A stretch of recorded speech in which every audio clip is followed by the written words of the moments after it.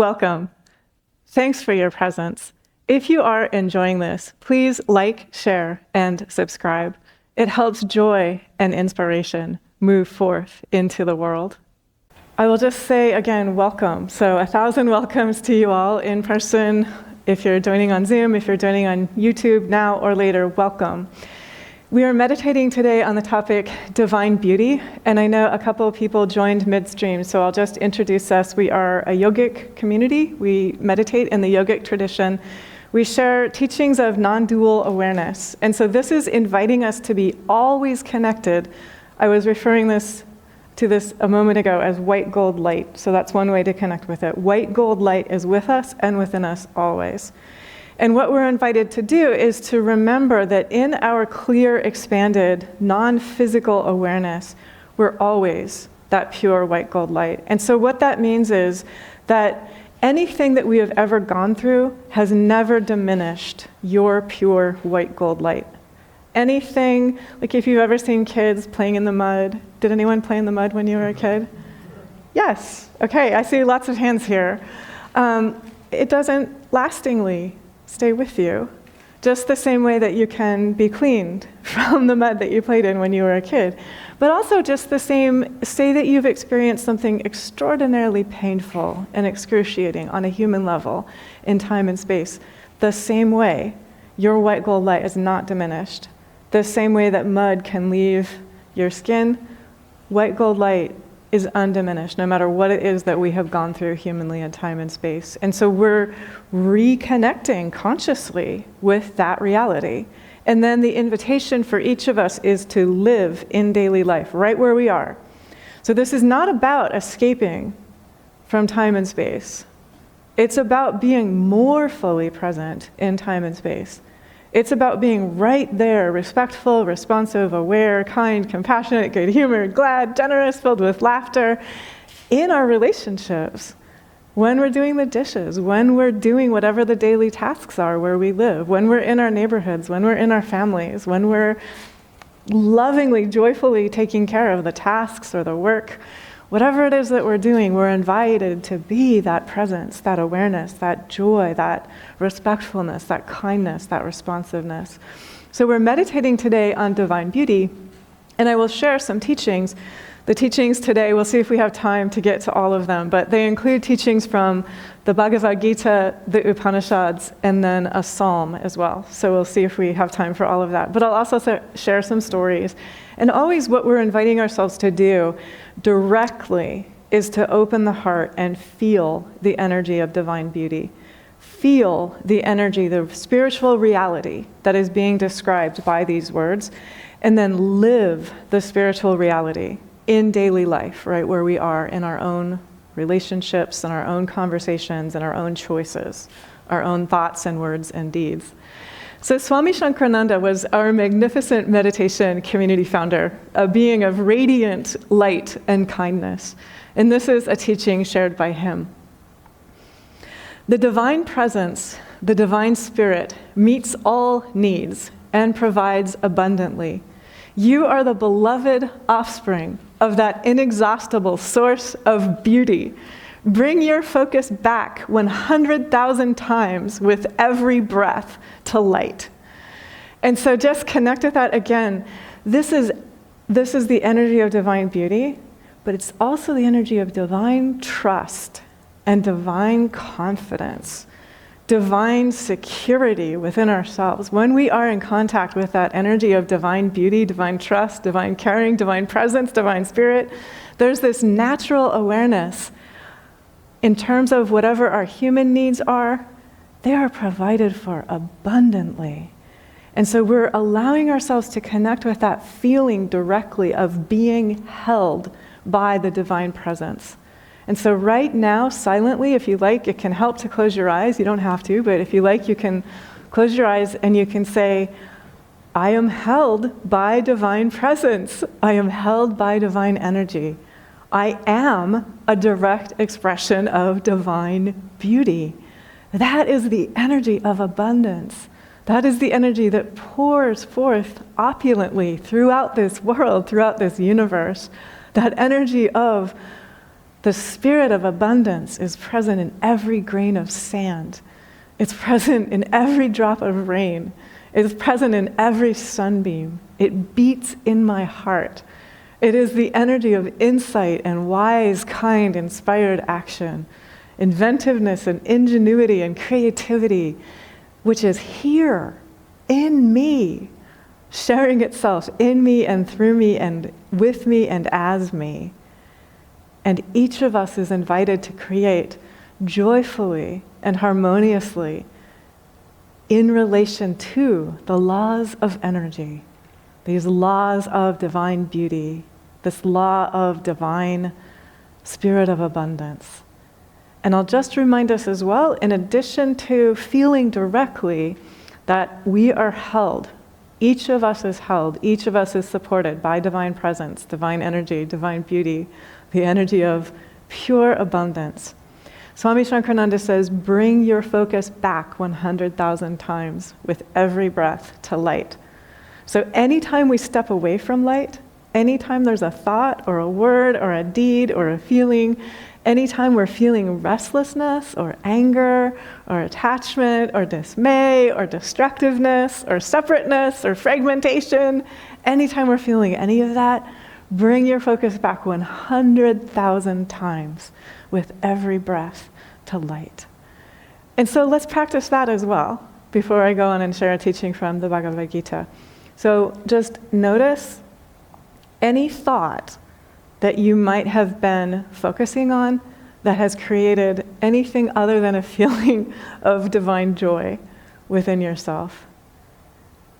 And then take that thought, bring yourself back to light. You actually can take that thought and offer it into the light. Just notice that it's possible to offer that thought lovingly and respectfully into the light. And what happens is the light transforms what it touches. So if we do this 100,000 times a day, we are blessing ourselves, we are benefiting ourselves 100,000 times by connecting with light. And we never do this for ourselves alone. So every time we make this choice to connect with light, we help it be possible for everyone who comes into contact with us to also choose to be connected with light. So it can never be forced on another, can never be imposed, but we can make it possible silently, energetically, simply by choosing light within ourselves. Every time we have a choice, choose light. Every time we have a choice, choose that direct felt awareness of the divine presence, that spirit of abundance, the belovedness that you are, and the way that you are connected to the energy of pure love and the inexhaustible source of beauty. And then each of us is simply invited to allow that to shine silently everywhere that we are, through all of our thoughts and our deeds and every word that we speak. The Bhagavad Gita is speaking about this same energy. And so I'll share with you a reading from the Gita. The light that shines forth from the sun, which illumines the whole world, and that of the moon and the fire, know that light to be mine. In permeating the earth with my vital energy, I support all beings, and becoming the life-sustaining sap, I nourish all plants and trees. I reside in the hearts of all.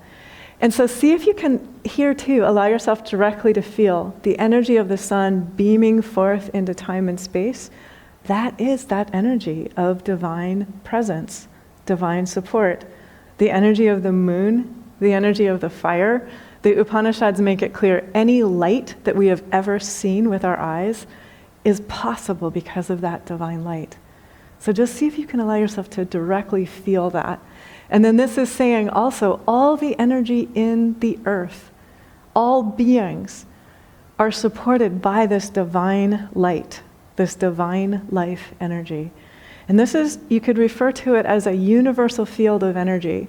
We are all connected with this universal field of energy. So you can have a direct felt connection. Some people gravitate naturally toward that, to the consciousness that shares through animals, or through birds, or through plants. And so if you are one of those people, that's just being described right here. It's being named. That's a natural human capacity directly present and available, part of this universal field of energy. Some people tap into this universal energy through music, or through painting, through singing, through dancing, through baking, through computer code, through whatever the creative energy and skills that each of us has. It's this universal energy sharing. And so these verses are inviting us to feel that energy flows through us. If our body is here in time and space, it's because that energy is flowing through us. And that energy is inherently beautiful, intrinsically beautiful. So when we are in contact with that energy, we're in contact with beautiful, harmonious, glad, joy-filled, wise, inspired, insightful action. We're in contact with skill in time and space. We're in contact with courage and steadiness in time and space. So I'm going to move towards sharing a couple stories from contemporary life. It's always really nice just to say, what does this look like? You know, like when you see humans putting this into action, what does this look like? So one of the things that I came across this week is just a really funny statement. And it comes, I think, in the context of asking, what is divine beauty? And I came across a statement from a fashion designer. And this was a fashion designer who is known for kind of like otherworldly, beautiful creations. And the statement that this fashion designer offered with a lot of humor was, I am very much down to earth, just not this earth. So I know there are people in this room who have that same feeling. I am very much down to earth, just not this earth. And so each of us is invited to tap into that sort of like otherworldly inspiration, that celestial beauty, and allow it to share. Actually, we're here to share it with this earth. We're here to share it with this particular time in this particular space. And so to sort of have like the joy and the awareness and the confidence to trust that, that divine energy is sharing through you perfectly.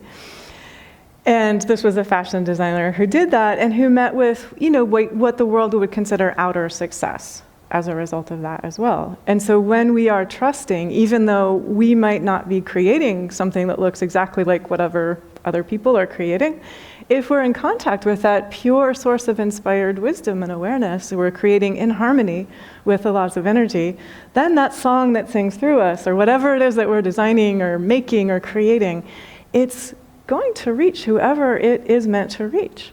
And there's, from the divine perspective, if you have helped a single person feel peace, you have lived a successful life. And I know everyone in this room, everyone listening to this, you have helped more than one person feel peace. You have helped more than one person feel in contact with that divine energy of kindness. You have, from the perspective of your soul, every time you have done that, lived a successful life. And so know that the soul's indices of success might be different from human indices of success. The soul is interested in how much love can I share? Pure, wise, noble, innocent, honorable love. How much wisdom, insight, inspiration, compassion, forgiveness can I share? That's what the soul asks. At the end of the life, that's what the soul asks. And so don't wait until the end of the life. Ask now. How may I live now, here, in this body, this heart, this mind, this life, to share as much kindness and as much inspired wisdom, creating with that purity of heart, that purity of mind, in harmony with the sacred stewardship of the laws of energy.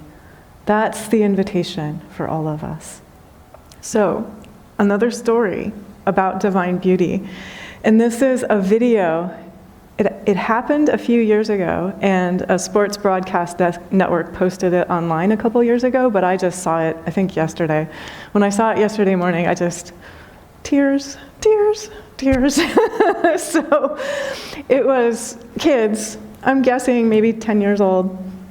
You might have a different guess if you see the video online somewhere. But they were wrestlers, And one little boy was wearing a blue shirt, and the other little boy was wearing a red shirt. And the little boy wearing the red shirt had cerebral palsy, to such an extent that he had a hard time walking and keeping his balance as he walked. Like even just standing in one place, he had a hard time keeping his balance. But he wanted to wrestle. And so the little boy in the blue shirt and the little boy in the red shirt wrestled. And the little boy in the red shirt toppled over, like of his own weight. The little boy in the blue shirt somersaulted down and started wrestling with the little boy in the red shirt. And it took a couple minutes. Like this match took a couple minutes. So the little boy in the blue shirt did not make it too obvious. He allowed the little boy in the red shirt to wrestle him before he also very compassionately allowed the little boy in the red shirt to pin him. And so the little boy in the red shirt won. And it just makes you cry if you see it, because in that particular context, it was someone who had greater strength, greater physical ability, who was using that strength to create joy and to create victory for the other. And clearly, if the little boy had not chosen that, the other would not have been able to achieve that victory. And what happened, you can see this like in the comments, there's hearts all over the place in the comments, but also the comments say, both of those little boys won. Both of those little boys won that match. And so for each of us to have awareness of what is it to win? Truly, what is it to win? And how may I always work from that compassionate, inspired, wise, skillful, honorable action, so that I'm sharing what is highest and best right where I am in daily life. And I'm creating wisely and respectfully in relation to the laws of energy. I'm being very honorable in terms of purifying my heart, purifying my mind, and creating honorably and joyfully in relation to spiritual stewardship and the laws of energy. So the Upanishads go on and share some more of these teachings. Self-conscious, self-revealing, eternal, and one is consciousness. The whole manifested universe is its form. According to the diverse nature of the multiplicity of beings, it appears to be different and multitudinous. It is the source of illumination and the eternal life of all beings. So I just want to reflect on the story I just shared in light of this passage. The whole universe is the one. Manifesting as all of this, the whole universe is connected. When we are in contact with pure consciousness, with reality, with that which is unchanging, there's no fragmentation. So we are aware, and I'm going to come back to that perspective. What is beauty? From a human perspective, it would be possible to look at those bodies of those two little boys and to judge one is more beautiful than another. This is telling us, let go of those judgments. Let go of saying, this is a beautiful body, because this is saying to you, all bodies are of the divine. No matter what your shape is, no matter what your size is, no matter what your color is, no matter what your nationality is, no matter what your background is, no matter what your ability is, you are of the divine equally. And so this is saying, everyone has to navigate in relation to human beauty standards, but it's also saying you can respectfully be aware from a divine standard, all bodies are of the divine. All bodies are equally beautiful. And so it helps you see that's the divine in the form of that able-bodied little boy. That's equally the divine in the form of that little boy who was having a hard time staying upright, walking. And so that also then, I'm inviting us clearly to start looking at our own body. Where have I been judging this body? Have I been respectful and caring and kind and loving in relation to this body, whether this body meets human beauty standards or not? Human beauty standards are notoriously changeable. I was reading about this the other day. It's shocking. The things that some people will do. So stay in contact always with that divine beauty standard within yourself, and then you'll have clarity. And you'll also be able to navigate respectfully and wisely in relation to your own body with clarity. This is a vehicle. So go back to that divine white gold light. I hate to break it to you, but actually I'm really excited to tell you, you are divine white gold light driving this body. You are navigating time and space using this body. This body is your vehicle. This body is not you any more than a car is you. And also, interestingly enough, from the standpoint of yogic teachings, this mind is not you anymore than your phone is you. This mind is what you are using right now to navigate time and space. And so that can help you let go. Have I been judging my mind? I was reading this week again, this is new research. So neuroscientists are newly recognizing that about 30 to 40% of humans are neurodiverse. And so that includes everything from autism to executive functioning issues to dyslexia, 30 to 40% of people. So another way of putting that is, if you have autism, or you have dyslexia, or you have an experience of neurodiversity in any way, you're part of the normal expression that humans can experience in their brains. And so scientists are beginning to learn this. This is just new research. So if you can, let go of the way that you've been judging your mind. But also know, each of us, that light within each of us can bring balance, can bring purity, can bring clarity into the mind. And the yogis are very clear, this is a process. We get to purify the heart until we see only, ever, always divine love and divine light, always.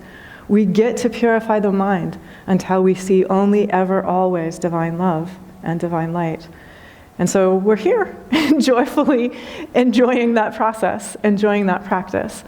So I'll share with you, it looks like we don't have time to get to Psalm 42, but I'll share with you a couple of sayings from Swami Shankarananda and then from Lahiri. So Swami Shankarananda says, when you look at this world and say, this is the expression of God, there's no separation. That's what we're inviting ourselves to do. Look at this world and say, this is the expression of God. There's no separation. Therefore, everything reminds you of the presence of divine love, intelligence, wisdom, beauty, creativity, abundance, joy, and expansiveness. In that energy of love and non-separateness, this world is an expression of love and non-separateness. We're always in contact with beauty and abundance and creativity and joy and wisdom and expansiveness. He also goes on to say, if we're looking at the world and we say this world is a source of suffering, we're creating division for ourselves. And we're creating that feeling of separateness for ourselves. And we're lowering our frequency and our energy and our vibration. And so those choices which we make with every thought we think are going to have effects. They're going to have effects in our body. It's going to change how we feel in our body. And so just right now, feel in your body and in your heart. When I say this world is the expression of divine love, there's no separateness. No matter what in this world, we are connected to divine beauty, divine abundance, divine creativity, divine joy, divine wisdom, divine inspired action. How does that feel in the body?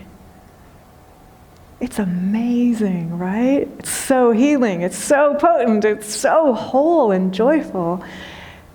Okay, we won't spend very long on this, but just for a moment, if I say, and I'm inviting you again to feel in the body, the world is the source of suffering. The world is the source of suffering. The world is the realm of separateness. Notice how that feels in the body. It sparks, it's heavy. It's heavy. It does not feel kind of like that brightness, that unfolding of light, that gladness. And so please be aware, this is what the yogis say. This is our freedom. Each of us, with every thought we think, exercises freedom of thought and freedom of choice. Do I want to choose?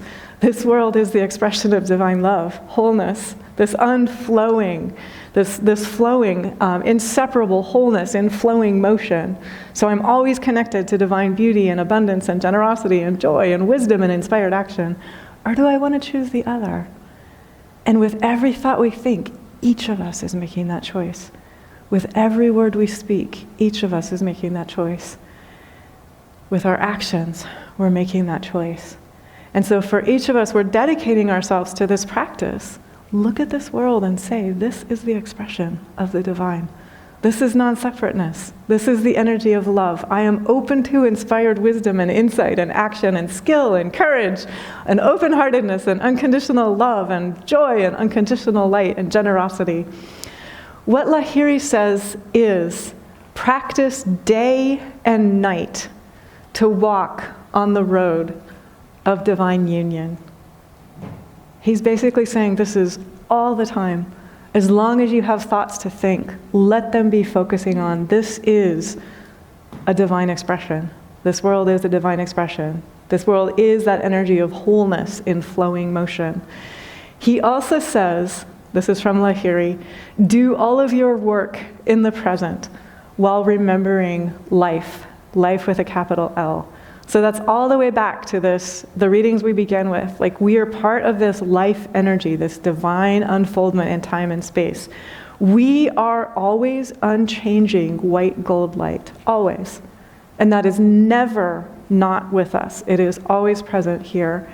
And what we're inviting ourselves from a human perspective to do is to open, to purify the heart, to purify the mind, to allow that white gold light to be always present here, so that eventually there's non-separateness continually. When we live in non-separateness continually, we live in absolute peace. We live in absolute love. We live in absolute light. We live in absolute wholeness. We live in absolute joy. We live in absolute wisdom. We live in absolute generosity. We live in that absolute overflowing, open-hearted outpouring of wholeness and laughter and purity and generosity, that creativity that flourishes. You can see it flourishing so much right now in the spring as the trees and the plants and the animals are all sort of unfolding and unfurling. We're invited to do that within our own heart, within our own mind, within our own awareness, within our own lives, everywhere that we are. How often? Day and night. Day and night, always. Just let that continually, always, and only be that opening to unconditional love, that opening to unconditional light, being open-hearted courage and wisdom and strength and skill in daily life. Thank God. And God bless us all.